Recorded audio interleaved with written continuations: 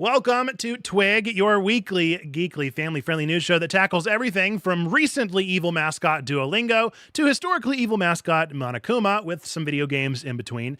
I am Nerd Pastor Nate. I am really the pastor of Checkpoint Church, the church designed with nerds, geeks, and gamers in mind. If you are listening on the podcast version of the show, be sure to go and give us a good review. Click that like if you're over on YouTube, or come and listen live on Twitch and YouTube every Thursday night at 7 p.m. Eastern. We would love to have you come and hang out with us. We got all the cool stuff going on here, and it's always a good time together.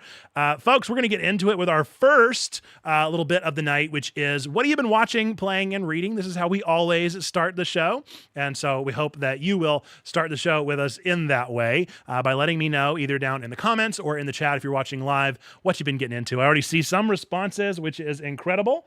Let's see. We've got... Wizened, who is currently playing Paleo Pines and watching a lecture series on ancient Mesopotamia. Lizzie, who is watching Fruits Basket, reading nothing really, and playing BG3.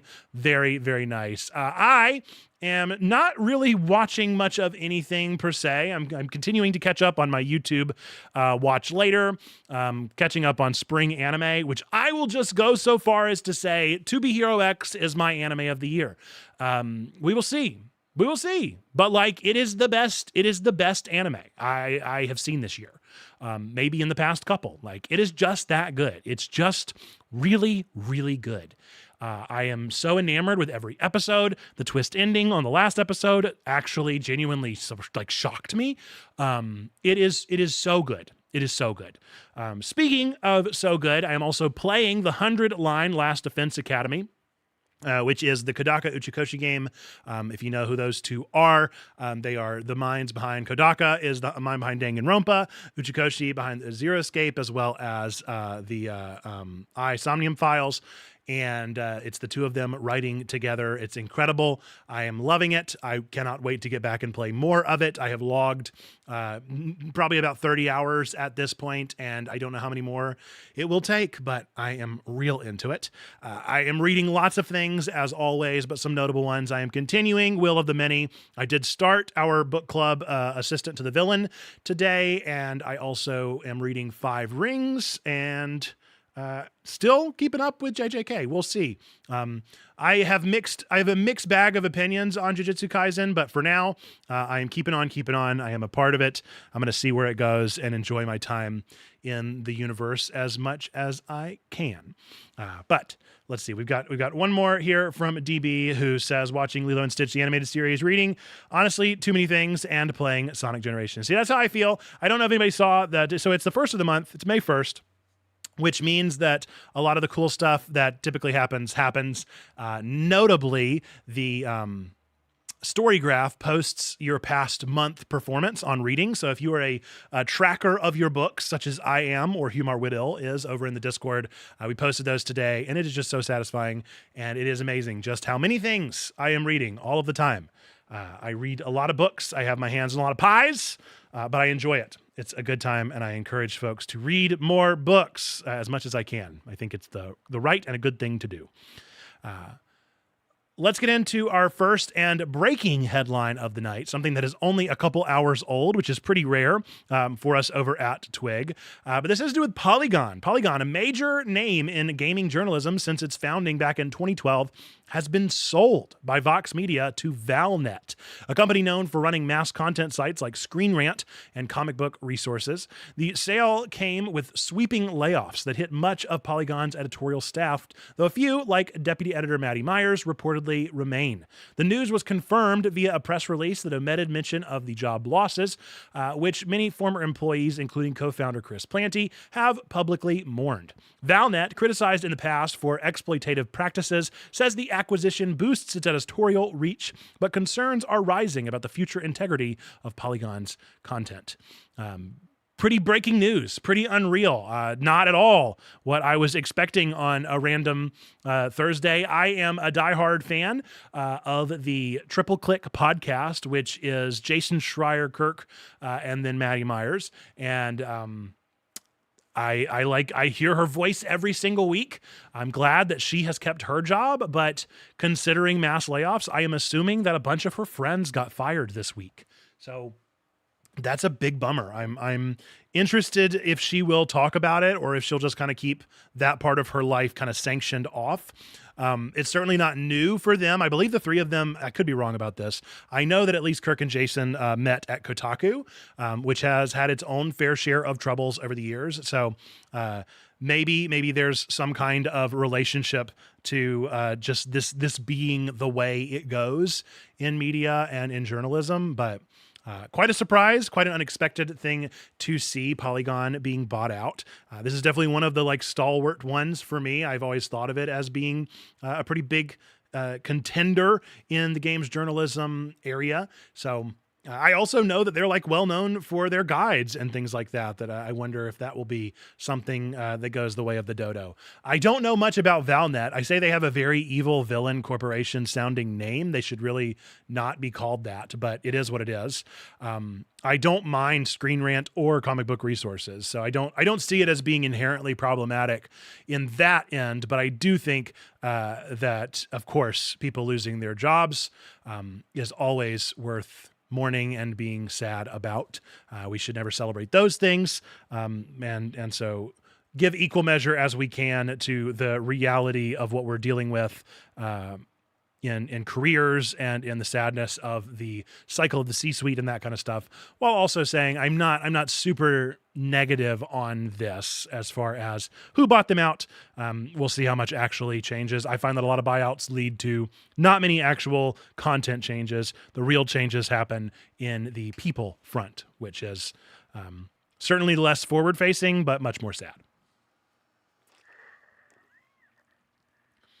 So there you go. Do let me know if you have any thoughts about Polygon or about this unexpected acquisition.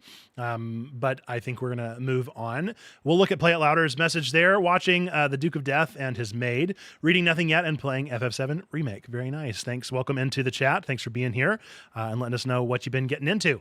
Let's get into our second news article of the night, which is Anime begins this month. Crunchyroll's Anime 2025 is a global month-long celebration of anime packed with free streaming titles, exclusive merchandise, retail activations, and gaming content. Starting May 1st, fans can watch popular series like Demon Slayer, Chainsaw Man, and My Hero Academia for free with ads, while retail partners like Uniqlo, Hot Topic, Best Buy, Planet Hollywood are offering special deals and events. New merch collections, gaming editions like Valkyrie Profile Lenneth, and limited edition home video releases are also part of the festivities. With activities spanning from New York to Mexico, Europe, the Middle East, and Australia, Anime invites fans worldwide to join in both online and in-person experiences. Some of those anime that are available for free with ads over on Crunchyroll as of this month are Cowboy Bebop, Demon Slayer, Chainsaw Man, Jujutsu Kaisen, speak of that, My Hero Academia, Spy Family, Black Clover, Fruits Basket, Haikyuu, Overlord, Solo Leveling, and Tokyo Ghoul. And a lot of those have multiple seasons in there. Y'all will know that I am a major fan of anime. Now, granted, a lot of these I've already seen, and also I'm a subscriber to Crunchyroll anyway, so I don't need the free with ads because I've got the no ads paid. But I do love to see a celebration of otaku culture. I'm always a fan of seeing things like that being normalized, brought into mainstream culture, and anime is just fun. Anime. I mean, come on, it's great. Plus, my birthday is in May, and I'm a big anime head, so you know, maybe there's something there. Maybe I am anime. Maybe that's my mic drop moment. I am Iron Man can start playing right there. I am anime. That is me. I am the one who animes. So fun stuff there. Let me know if you plan on picking up on any of those anime, if you've been holding out on those subscriptions, because I know those things can add up, and especially whenever they are spread out between so many different streamers nowadays. If this is something that excites you to get an opportunity to watch more, then I hope you will let us know. As always, we are doing Anime Club pick this month, which is Vinland Saga, which was not a part of that list, nor do I think it's on Crunchyroll. I'm pretty sure it's a Netflix anime, but we'll be watching that together, and we do enjoy all of those things. And that's actually our ad for today, coming up in a little bit too. So I am not just double dipping, I am triple dipping here on the club call outs. But it's the first of the month. What am I supposed to do? It's the perfect time to do exactly that. Going into our next and last of our trending headlines here, Duolingo has launched 148 new beginner-level language courses created using generative AI, doubling its total offerings in what it calls its largest content expansion to date. While CEO Louis Van Aan highlights the efficiency and scalability this AI shift brings, saying it would have taken decades to do manually, this move comes amid significant backlash. Users are voicing concerns over the company's decision to replace contractors with AI, citing drops in content quality and calling for boycotts. Despite the controversy, Duolingo remains committed to becoming an AI-first company, promising more advanced content soon. This is fascinating. This is a weird twist that I was at least not expecting. I don't know. I think that we remember from like the Google Translate days, I think it's not super surprising to see AI being implemented in things like this. But I think that what is most concerning about this is Duolingo is like well known in the social media world for being kind of risque, for kind of pushing the envelope on advertising, doing what they can to really work to like a Gen Z mentality of memery on the internet. So the fact that they're kind of stabbing their fan base in the back is really weird. And I say that they're stabbing them in the back because this is the opportunity for the meme to be made. And they're not leaning into the meme. Instead, they're kind of becoming it by naming themselves and labeling themselves as AI first. I've really not heard that like moniker being offered very often. And the fact that they're owning that and trying to let it be theirs is concerning. It's concerning. I think that I don't think it's going to do much to their sales. I think that we have seen that like once a company establishes a fan base that enough people don't see moves like this or care about moves like this or care about AI in any real effective way to actually like destroy the company. But I do think that their fan base in particular, especially their diehard fans, are being pretty like hard hit by this. So that's probably my biggest notice with this. I know like they mentioned the content quality and Wisen's mentioned there in the chat, so much nuance in language that already gets missed in Duolingo. That's kind of my stance on Duolingo is like, I tried it and I didn't actually find it to be very good. I thought it was kind of unhelpful. It was like a gamified version of language learning where you actually don't learn the language. So I did not stick to Duo very long at all. I think I learned like konbanwa and that was about it. That's the one that I've got memorized. So I never found it to be a super impressive platform anyway. And so their like inundation of AI slop is not great. It's not great. Hopefully, maybe this will lead to better results. That would be nice. But I'm not holding my breath. I think that they're like their platform and their style, it just isn't going to cut it. So we'll see if any change is actually made by folks that are protesting and boycotting. But I have a feeling it's not going to make a dent. Who could say? Who could say? We are in tenuous times anyway. So that would be the one thing that I would think is like, if things are tense enough, maybe it'll make enough of an impact. But I like I said, I just would not hold my breath. I just don't see that happening. DB says, I was tired of the Duolingo memes. I mean, it's marketing. Like it was never, I never like fell for the memes. I wasn't like, it was more of like the Leonardo DiCaprio pointing meme, right? Like I was like, I get it. But it was never like a, good job, Duolingo, you did it. It was never that kind of relationship with their ads. So I think that the marketing was impressive. They were very good at it, but it wasn't doing anything for me. And it was definitely very clear who they were targeting with those. So just got an email from them. Is this live breaking? Is this in response to the AI situation? If so, that's fascinating.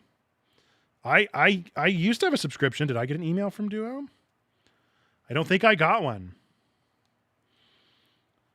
If you got one, Wisen, that is breaking news. We are sharing this live. Yeah, I have no Duolingo emails myself. But that is fascinating. I would love to hear what it says, and if they are doubling down or figuring anything out there, you'll post over in Discord. Let's go see. Let's go see. This is journalism. This is live journalism happening here. Where are you posting it, Wisen?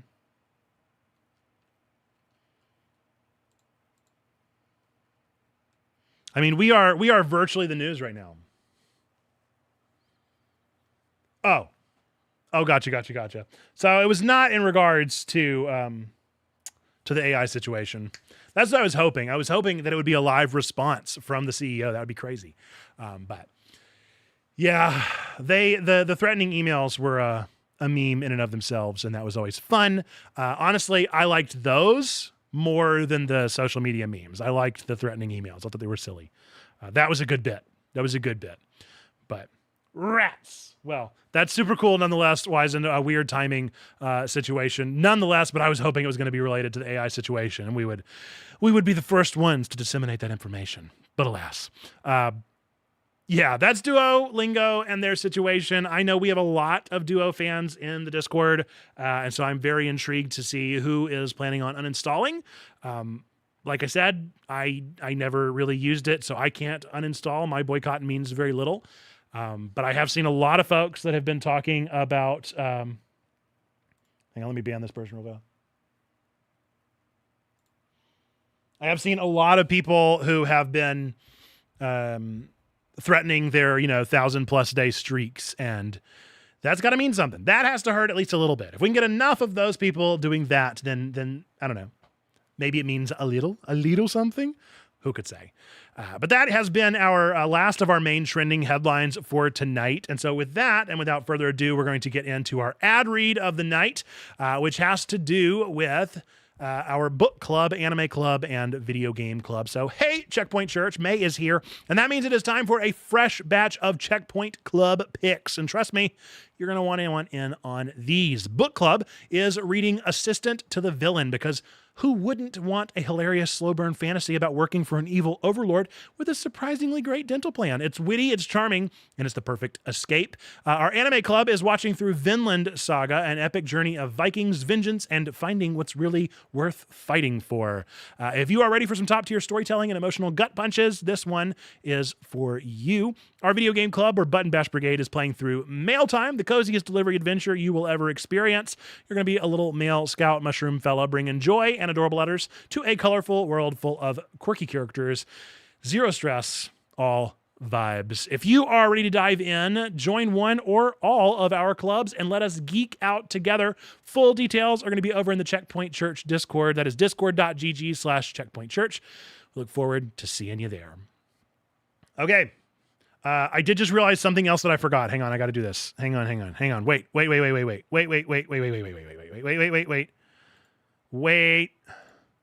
Don't move. Don't move from where you are. Everybody stand still. Don't move. Whatever you do, do not move. Stay exactly where you are. Stay very still. Don't move. Don't breathe. Don't blink. Don't do anything. Stay very, very still. Okay. Good. Not moving. All right, let's get to this. We got a new segment tonight that I'm very excited about. I do not have a theme song for it yet, but our new segment, I'm very proud of the logo here and the name, and you can't see it, but this is RNGesus Delivers. RNGesus Delivers. This is going to be a new segment that we're going to be working on here on the show whenever I have something for it. And this is the reason that the mic stand is in the way is because Lizzie moved. Let everyone hear that. That's the truth. Simply the facts is that the mic stand is in the way because Lizzie moved for this segment. I see a lot of things. I scroll a lot of social media feeds. I watch a lot of videos, TikToks, all sorts of things. And I think that now is a time where we need more hope in those spaces, where I think we need more positive videos, more exciting things going on, more uplifting media. And so I am going to be trying to find at least one piece of media that I can show here during TWIG to give you some encouragement, something to make you smile or laugh or something in between. So we're going to do our first one of these tonight, which is something that I actually saw tonight on TikTok that gave me this inspiration to make this whole segment. So this is very last minute here, folks, but RNGesus delivers, and it was delivered on time this time. Just barely, but it was delivered on time. So enjoy this first look into RNGesus delivers with this clip from TikTok, and something that I think could honestly be a wonderful commercial. I'm still going to be here. I'm just going to mute myself. Maybe I'll like dip out because it's a vertical video and I can't get out of the way. And I don't know what to do about that. So enjoy this video. It says you got it, you got it, you got it, you're almost done. Keep going, baby. We're so proud of you. You got it. Have a heart attack, but we'll be there.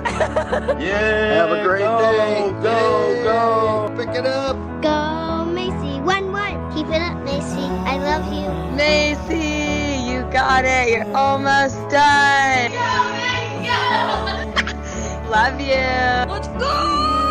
Love you so much. The fit's pretty fire. The fit is fire. Queen, it's so close. Keep breathing. So proud of you. Oh my gosh, baby, one more mile. Run, Forrest, run. Your turn, it says your turn. We're almost to you. You're almost to us. You got this, Macy. Woo! Macy May, kick some ass today. I'm so proud of you, and I'm so excited that you're doing this. I hope you're just running your little heart away, and hopefully those hills aren't too brutal out there. You can do all things through him who gives you strength. There you go. That has been our encouraging video of the night. Hopefully you thought that was pretty cool. I was inspired by it, and I hope that you were as well. For those of you that maybe came in a couple seconds in and missed the gist of what it was, that is somebody who was running a marathon and let her family and friends know that she could hear them in the TikTok bloop kind of killed the vibes. I'm sorry about that. Look, I don't love TikTok, but I do use it. And so I certainly download a lot from it. Next time I'll probably edit it into a full 1920 by 1080 so that I don't have to duck out. But she can hear people in her headphones and whenever they text her. And so it was just all of these people sending encouraging voice messages and texts to her phone so that she could hear them while she was on her marathon. We need more good content. We need more encouraging, positive stuff. And so RNGesus delivers tonight. And I hope that it worked for you. All right. With that, let's get into our main segment of the night, which is going to be a little bit of a different experience, but we are going to be talking, we are going to be talking about death games, which is ridiculous. But look, question of the day, all right? If an evil billionaire plopped you into a deadly game show, what is the first thing that you would do, right? You'd probably run and cry and hide. You probably would not be grabbing a basket of popcorn and watching the show. But the weird thing is, at least for me, I absolutely love watching other people suffer through the death game nightmare. I binge Squid Game in a single weekend. I love the Hunger Games books, the movies. I quote Monokuma, right? I have him literally right behind me. And right now I'm playing this game in the background called The 100 Line Last Defense Academy, which is not exactly a death game, but it's not a death game.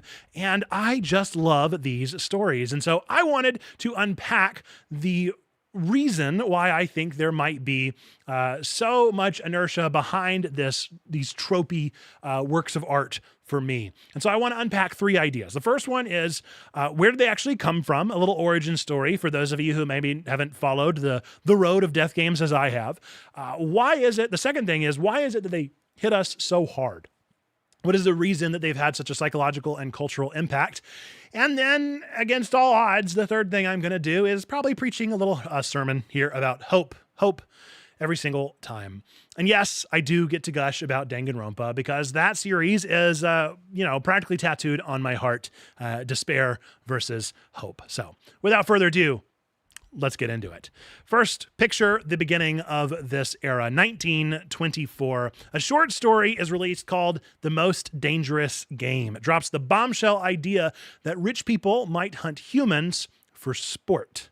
It's good times, right? It's fun stuff there, a real delightful story, and yet it sells. It goes places. Jump a few decades later, you have stories like Stephen King's, pen name Richard Bachman giving us The Long Walk and Running Man, a dystopian government putting lives on the line for television ratings. Fast forward to the turn of the millennium, and Japan says, hold my ramen, and unleashes Battle Royale, a whole ninth grade class forced to murder each other on an island while wearing exploding dog collars. It's shocking. It's banned in some places, but it's instantly legendary and iconic. You go into maybe my childhood a little bit, and we have young adult novels starting to enter the scene of the Hunger Games, or maybe you have the gory classic of Saw. Maybe you even have Squid Game eventually entering into the fray. We have this back and forth between Eastern and Western culture and pop media, just continuing to infiltrate into the stories that we love and the things that we love to tell. And the thing is pretty much every time one happens, it absolutely takes over. Why? What is the reason that this seems to work so well? Now that we understand a little bit about where it came from, what's the reason that it seems to always be so pervasive? Well, the first thing is probably related to our primal lizard brain adrenaline. Our brains love safe fear. It's the same reason that we ride roller coasters or watch true crime documentaries at 2 a.m. when we should really be sleeping. The bigger the stakes are, the more alive we feel without actually, risking our own spleen or being tied into a room where we have to saw off our leg, any of those sorts of things. We don't actually have to do that. Same reason we love video games, right? I mean, we like the risk without actual risk. The second major hook of these seems to be strategic fantasy. At least for me, whenever it comes to stories like Danganronpa, every death game story isn't just a one-sided slaughter. It is a giant mental chessboard. We get to kind of armchair quarterback, or in the case of video games and visual novels, make the choices for our characters. And we get to see every alliance, every betrayal. Should we team up with the quiet kid? Should we double-cross the bully? It is social deduction on steroids, and we live for it.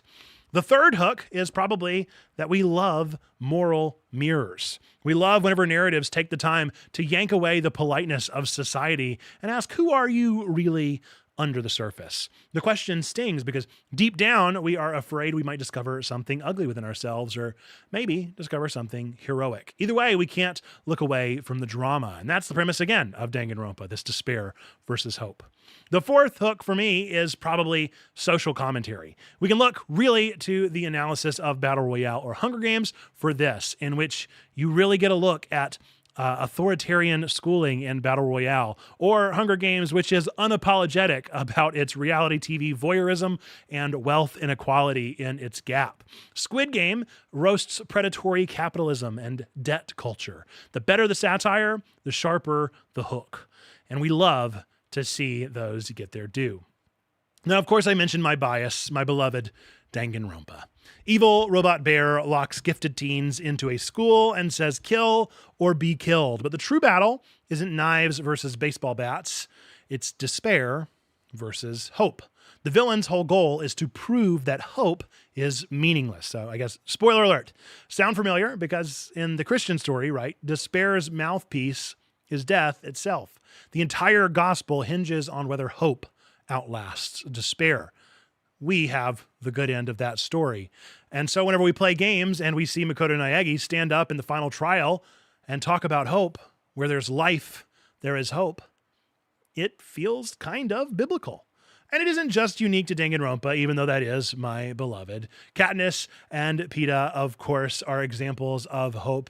Gihun and Squid Game still offers that old man all the help that he can. Even the original Battle Royale gives us classmates who refuse to become monsters, protecting each other until the bitter end. Each time, the story whispers the same dare. What if compassion is stronger than the rules of the arena? So, I promised a little sermon at the end. Why does a pastor like me think these grisly tales are secretly inspirational? I think it's because they dramatize a truth that we forget, that hope shines brightest in the dark. Or, even better, that hope has already won. It's easy to talk about love and kindness in a Sunday school picnic. It's much harder when a sadistic game master says only one of you walks out of here. And yet over and over, these characters discover that sacrificing for another person breaks the game. Systems built on fear can't even compute with the self-giving love that we as Christians are supposed to embody. That's straight up gospel logic. The cross looked like the ultimate defeat until, of course, it wasn't. It was the ultimate victory. Evil set the rules, and Jesus flipped the board. Katniss drops her bow. The Capitol loses control. Makoto preaches hope. Monokuma glitches out. Different arenas, same plot twist. Same hope overcoming despair. So, next time you queue up a Death Game Marathon or I wonder if I should give Danganronpa a try after Nerdpastor Native talked about it so much, I want to encourage you to think about these things from a spiritual or at least philosophical end of things. Try to spot the moment of compassion. Pause, identify it in whatever you're doing, and ask yourself, why is this working or not working? Maybe name your arena. What's a place that you might feel vindicated in calling out the debt of Squid Game, toxic work culture, or maybe in the comment section of the internet? Then choose one small rebellious act of hope that you can commit to this week. Help a rival, forgive a slight, share your snack rations, whatever it may be. Consider what it means to not love those who love you, but to love those who hate you, because that is the true victory. If fiction teaches us anything, it's that a single act of grace can topple the nastiest rule set. So, what is going to be your act of hope? I hope that you'll let me know if you figure it out. Click like if you enjoyed this little segment. Subscribe for more Nerd Faith mashups every week. Until next time, may the odds be ever in your favor. But more importantly, may you never forget that hope cheats despair every single time.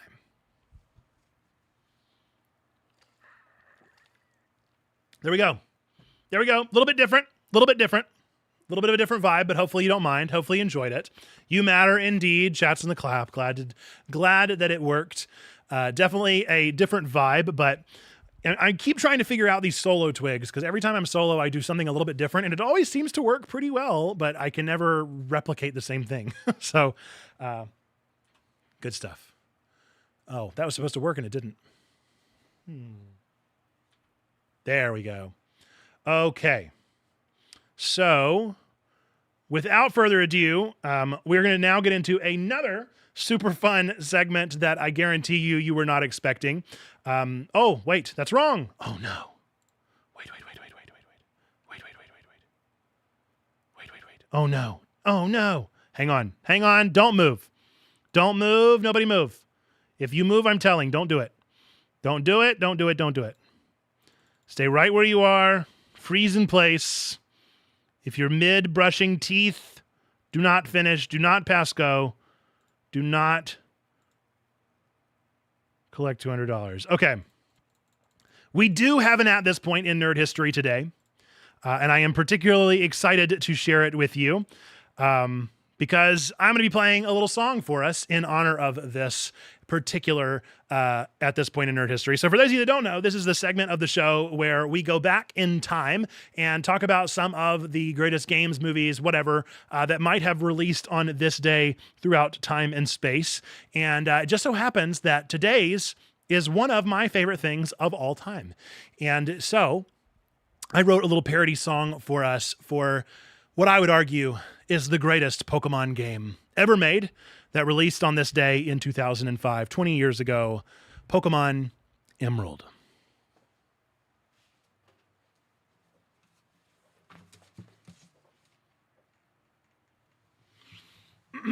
I really don't know how this is going to go for a couple reasons.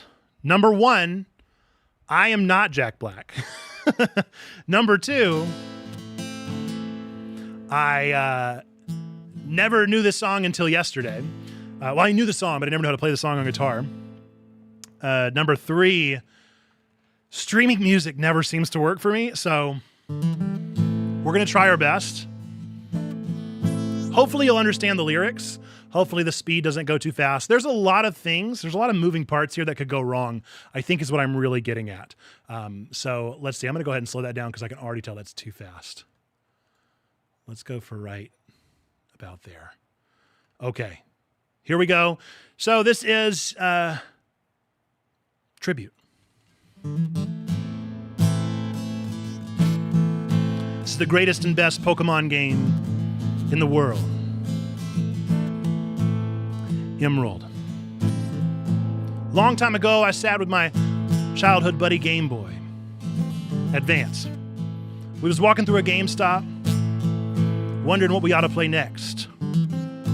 All of a sudden, there shined a shiny green cartridge at the top of the rack. The game said, "Are you ready to play the best game in the world? Pokemon Emerald."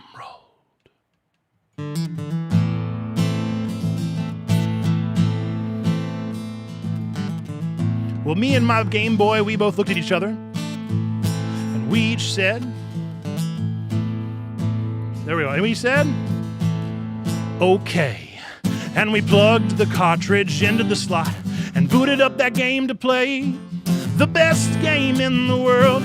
It was the best game in the world. Well, look into my eyes and it's easy to see, not just one starter, but I love all three. It was destiny. Well, once every 100,000 years or so, when the Kyogre rises and the Groudon grows and Rayquaza must show. Needless to say, my days were done. I was obsessed with the Poketail. My hours were 100 in the game. The game asked me, "Will you be May?" But I said nay. I'll be Brendan Rock.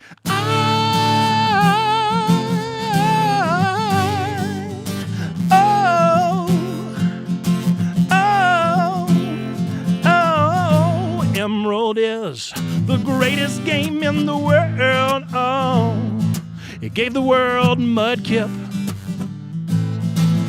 Just simply is the greatest game in the world. Oh, most popular holiday pick of 2005. Oh, this is just a tribute. You gotta believe me. Man, I wish you were there. Just a matter of opinion. Oh, well, I know it's not the consensus opinion, but nostalgia's got its hold on me. Can't help loving it. My favorite Pokemon, the perfect Pokemon. All right. All right. Wally.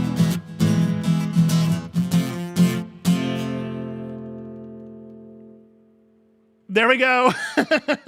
Only a couple screw ups, you know? I will take the minimal screw ups. It went pretty well. Hopefully you could understand the lyrics. I didn't think about putting the prompter up on the screen so that you could see the lyrics as I wrote them. There are some that I'm very, very proud of in there. The most proud, much better than Chicken Jockey. You know, I thought about after I saw, so over on the Discord, I posted a tease to the tribute music video and said like, this is coming to Twig tonight. And immediately everybody was like, Chicken Jockey? And I was like, absolutely not. But I did think about trying to learn the lava chicken on guitar. I was like, it's got to be out there. There's got to be tabs for it somewhere. So the lines that I was the most popular, or not popular, the lines that I was most proud of here are, let's see. Look into my eyes, it's easy to see, not just one starter, but I love all three. I thought that was really funny. And then once every 100,000 years or so, normally it's when the sun does shine and the moon does glow. Instead, I said the Kyogre rises and the Groudon growls. A little bit of a, slant rhyme there. I was very proud of that one. Very proud of, I was obsessed with the Poketail. I thought that was really fun. And then I think the banger line is, the game asked me, will you be May? And I said, nay, I'll be Brendan. That's so funny. And I laughed about it for a while. So real proud of myself on that one. And then my favorite Pokemon, the perfect Pokemon, is very fun. So there you go. There you go. There's a little commentary track to add on to it. hopefully you had fun. Hopefully you had fun with that one. I definitely had a lot of fun writing it. It was one of those things where it was like, I can't do anything other than write this right now. So a very good time. A very good time that I hope you all enjoyed as well. With that ridiculousness out of the way, let's get into our next segment, which is, of course, upcoming releases. Let's see if I can get the stinger going.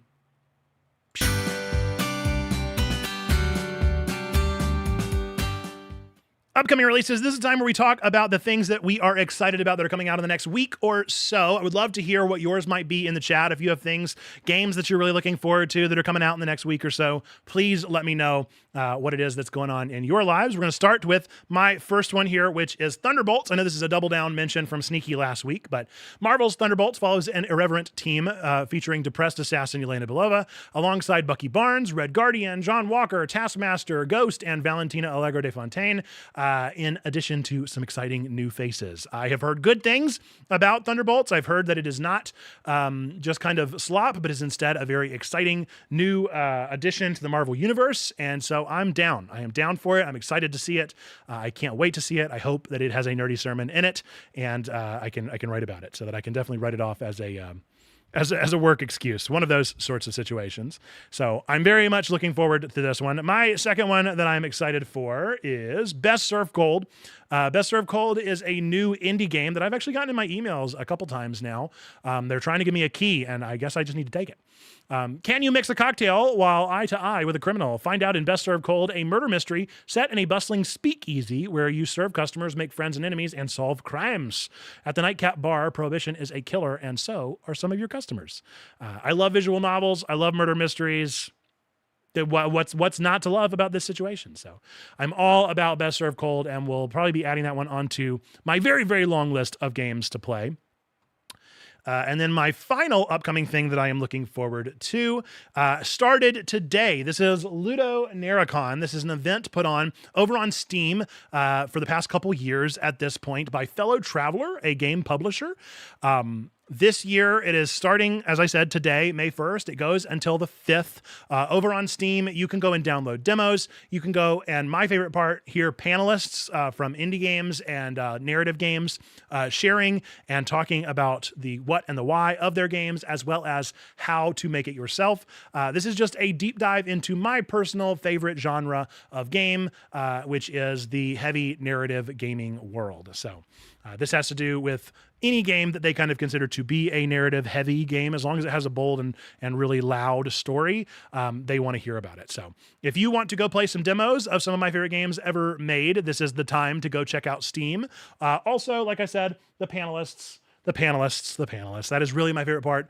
I personally, it is my favorite event to listen to all the interviews. I just really enjoy doing a deep dive into what they have to say, why they say it. These are my favorite people to listen to. Storytellers that just speak my absolute language. So I will be doing nothing but listening to these for the next couple of days. That was actually going to be what I am watching this week, but then I was like, I don't want to spoil the plot here for what will eventually be my upcoming announcement. So there you go. There are my 3 that I picked for this week. Do let me know what you might have picked or added onto your list. But without further ado, we're going to get into the final segment of the show, which is, of course, I did just realize that this might be why our slides don't work on that back screen, because you absolutely cannot see that. Also, that's the wrong one. Uh-oh. That's not good. Oh, no. Hang on. We got this. We can do this. We have the technology. All right. Meme of the week this week is from our own Red Panda, and I'm going to pull up the image and no other image. Please. Thank you. Peace and love. Okay, so this was the meme of the week this week. These posts were removed because someone took offense. Very good, very funny. I laughed genuinely and appreciated this memery. So thank you to Red Panda. Congratulations. Chats in the clap for earning meme of the week this week. If you would like to be considered for meme of the week next week, simply join our Discord, Discord in the chat over on Twitch or down in the description on YouTube, or go to discord.gg/checkpointchurch. Go over to our memes and goofs channel, drop your favorite memes during the week, and whichever one gets the most reactions is the one that gets picked for our memes and goofs segment on TWIG each week. So that is how to do that, and we would love to see yours up here on the screen next week. All right. With that, we are going to end the show before 8 o'clock. Chats in the clap for me. Man, like last week's episode was wonderful. Absolutely loved talking with Sneaky, but it went an hour and a half and I was a sleepy boy. And today I've had my coffee. I may have had an afternoon coffee, which may mean that I'm not going to sleep tonight, which is troublesome. What are you going to do? What can you do? So I might have been a little jazzed tonight, but that's okay. That's what we do.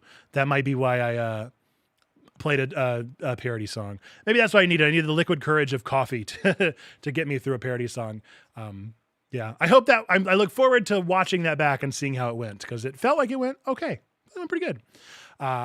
With that, folks, we're going to wrap up the show. This has been TWIG, your weekly, geekly, family-friendly news show delivered live on twitch.tv/checkpointchurch and youtube/checkpointchurch each week, keeping your family connected to the world of nerdy news. If you watched this far, you probably enjoyed this one. So remember to give us a 5-star on your podcast app. Click that like button. Recommend the show to all your favorite nerds. Folks, we appreciate everybody that hangs out, watches the show live, that comments after the fact, that reads our blog, that shares our posts, all sorts of things. But we want to give an extra special shout out to folks that also put their dollar bills behind it as well, and either subscribed as a paid subscriber over on Twitch or are members over on YouTube. So shout out to those folks over on Twitch: Wise and Lemurs, Anna Calrissian, Coyote42, Joanna the Scribbler, Tina Christina P, Weesh, Mindful Marlena, Trombone Doll, Gobi Church, Sneaky Pig 633, Perspective, Resident Catholic 2192, maybe 30 Bats. Over on YouTube we have Leanne, and then both Twitch and YouTube we have Twyla and Nerd Pastor Nate. Whew. Is there going to be TWIG next week? Yeah, I think so. I'm pretty sure there's going to be TWIG next week. I don't know if we have a guest lined up yet, but there'll be TWIG next week. It'll either be another solo TWIG or we'll have a level 2 guest. We'll find out whenever we get there. But I think that the show will go on either way. So without further ado, folks, I hope that you have a wonderful night. We're going to be ending this one, as we always do, with our 3 things that we believe to be true about every single one of you out there. Whether you believe in God, don't believe in God, go to church, don't go to church, hate God, hate church, no matter what, we still believe these things to be true about you. Number 1, that God loves you, like really, really loves you. Number 2, we love you. We want community with you. That's what we're doing here. And number 3, that you, yes, you matter. You are a person of sacred worth. The world is a better place. Why? Because you are in it. Folks, with that, and until the next time that I see ya, I hope that you will be well. All right. Until next time, folks. Bye-bye.